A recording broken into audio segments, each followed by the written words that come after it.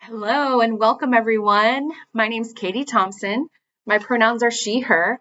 I'm a certified peer recovery specialist and I'm a person in long-term recovery.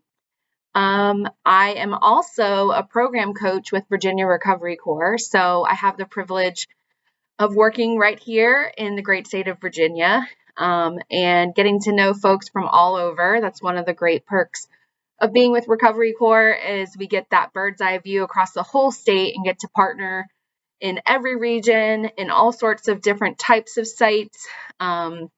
So it's been great. But yeah, thanks for being here today. Today we're going to talk about stress management and mindfulness. So as peers, as we know, stress can be tough. We deal with really serious situations at times.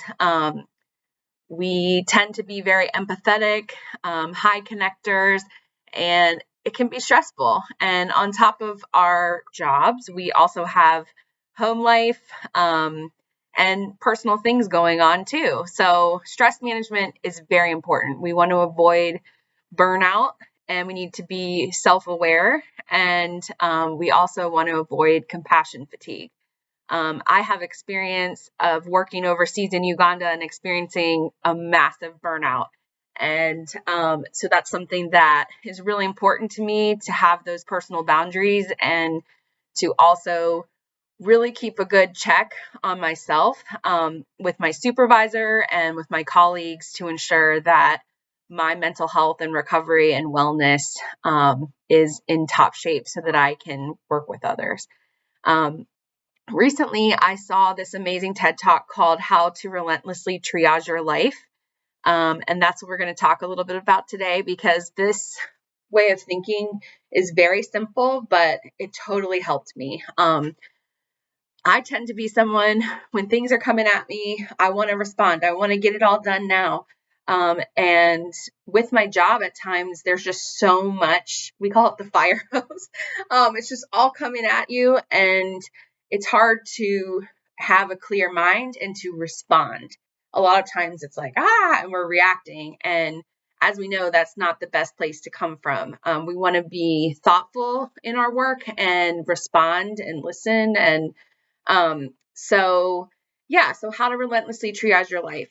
This ER doctor talks about that. And she talks about this traffic light. So there's the red zone, the yellow zone, and the green zone.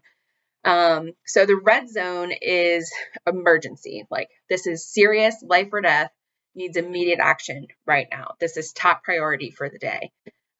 So for her in the ER, that's literally a life or death situation. And those patients need to come first. So for us, there could be emergency situations if you work in emergency services or crisis intervention training or things like that. Fair enough. So it's up to you to kind of decide where things go. So then the yellow zone is non-life threatening, needs action, but not immediately right this minute and can be prioritized for later on. So that's still pretty important, but it's not that red zone life or death response. So green zone is not an emergency. It's minor. It can be, put off until a little bit later. It doesn't have to be addressed right now. It's a green zone. We can get to it. And so just for me and my nervous system, I tend to be hypervigilant. I'm in recovery from PTSD and I've had to learn to navigate that. And it's important that I don't react to every minor challenge or task like it's a red zone, like it's life or death, like, because you just end up reaching, there's high blood pressure, you end up having so much stress, and that is not healthy for anyone. So having this sort of simple traffic light color coded system has really helped me just when a task comes in or a member reaches out to me, a CPRS that I work with, or a colleague, or my supervisor, or a site supervisor, I can say, is this green? Is this yellow? Or is this red? And oftentimes too, I find that most people feel that their question or their item is a red zone because for them, they're like, I want to get this done now, now, now.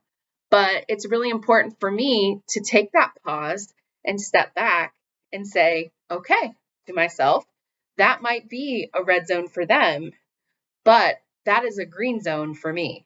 I do not need to respond as if it's a massive emergency, even though they want me to move quickly or move right now because they want it. The doctor talked about in the ER how some patients with like a minor injury would be the ones screaming and causing a ruckus and demanding the doctor come see them.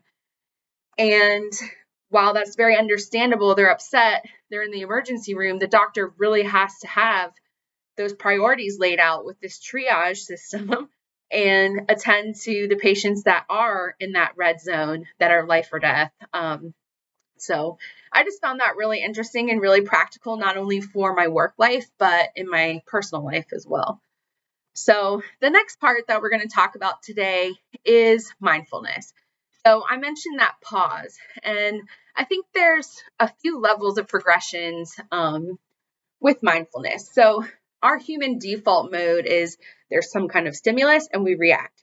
Some kind of stimulus and then we react, it's hard to find that pause sometimes. And so as we level up, as we continue practicing a mindfulness practice, there's a stimulus. We can meet it with mindfulness and then respond rather than react. So with practice over time, you start to have your default mode become mindfulness in the face of stress, and having a response after that. And instead of just those like fierce, emotional, quick jab reactions, that's what we want to avoid. So with practice, there's definitely upflow. Practice makes perfect. I don't know in mindfulness if it's possible to be perfect, but I think it helps to make us stronger and to feel better and less stress in our day. So why mindfulness is hard? We have about 60 to 70 thoughts, 60 to 70,000 thoughts per day.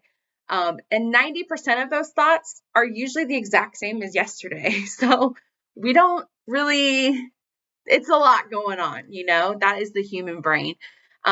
We definitely as humans have a negativity bias. So on average, there are 5 times more negative thoughts in a person's brain than positivity. So we really have to work on training our brain to think positive, to have gratitude and all of those things.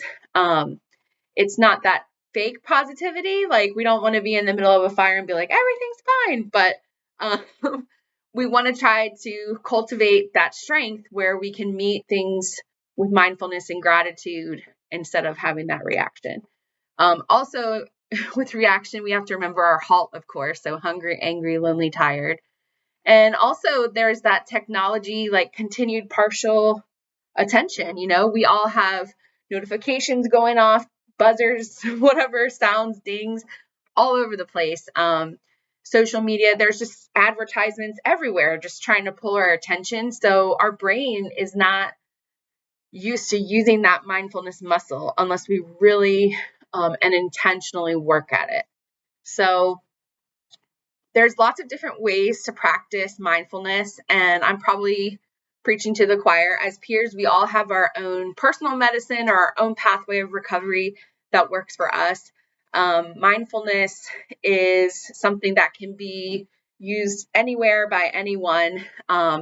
Sometimes practicing different types of breathing, going for walks, sitting quietly. What are some ways that you all tend to practice mindfulness that you'd like to share with us? Sally. Great. So you go for walks with your dog. Yes, I love that. Animals can be so calming and really help to bring me into the present moment. I definitely relate. Anybody else want to share on what helps them to be mindful? All right. Well, so in closing, I'm going to pass out this worksheet called box breathing. I love to trace my finger.